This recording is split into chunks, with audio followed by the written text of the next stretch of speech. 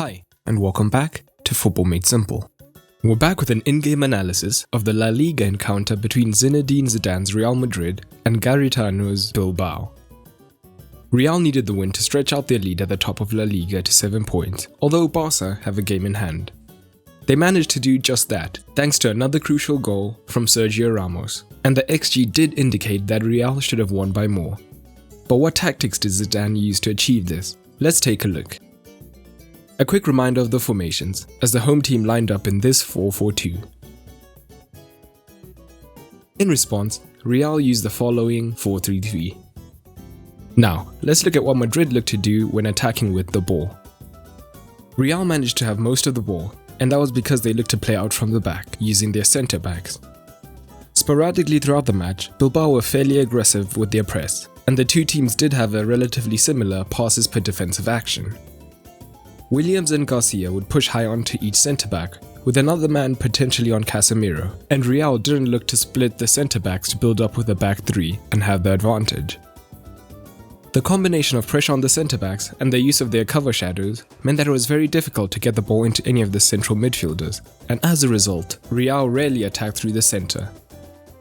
The most common occurrence was to filter the ball into the fullbacks, and their increased involvement was shown as Marcelo and Carvajal attempted and completed the most passes for the team.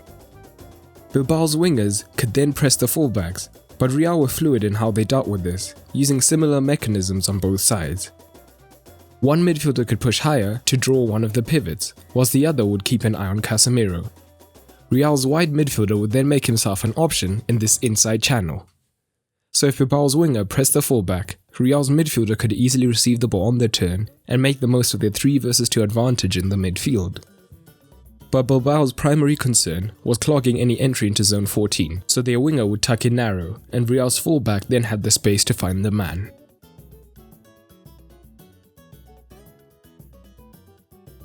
But another common tactic was the use of the inverted fullback.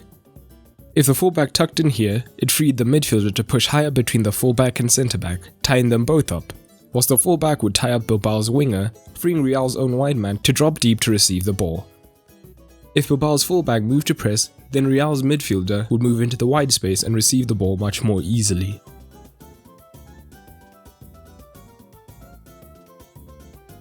This would also naturally lead into their attacking tactics higher up the pitch. On the right side especially, Real's build-up mechanics would cause Bilbao to shift across the pitch as their primary focus when defending was on staying compact. Benzema was flexible as he could stay ball side to draw Bilbao even further across, move to the far side to tie up the fullback, or drop into midfield to tie up a midfielder. Marcelo was keen as always to move high up the pitch, usually in this inside channel, to tie up the fullback. Real would then switch the play, either through short quick passes across the field, although often they would go for more direct switches from the centre-backs or the full-backs. This is shown as Ramos attempted 13 long balls, Marcelo 7 and Carvajal 6.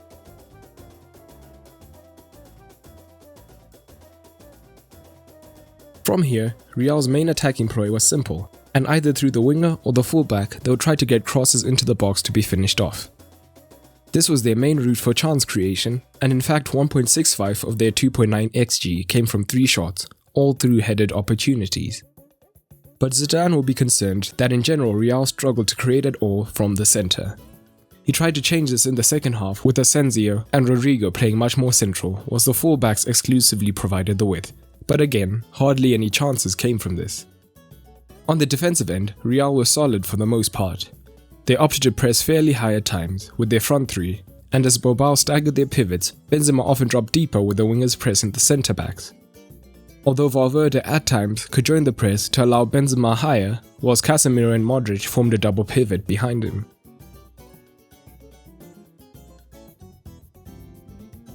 But due to Real's high line and high fullbacks, the centre-backs were often left 2 versus 2.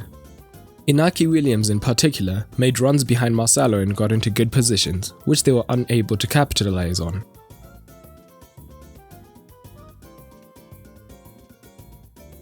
Overall, the win put Real in a good position to try and close out La Liga. Bilbao are a good defensive team, but Zidane may need different ways of breaking opponents down going forward. Of course, this was just a brief summary, so let me know what else you noticed and how you think La Liga will conclude in the comments below. But that's all for today, and remember, keep it simple.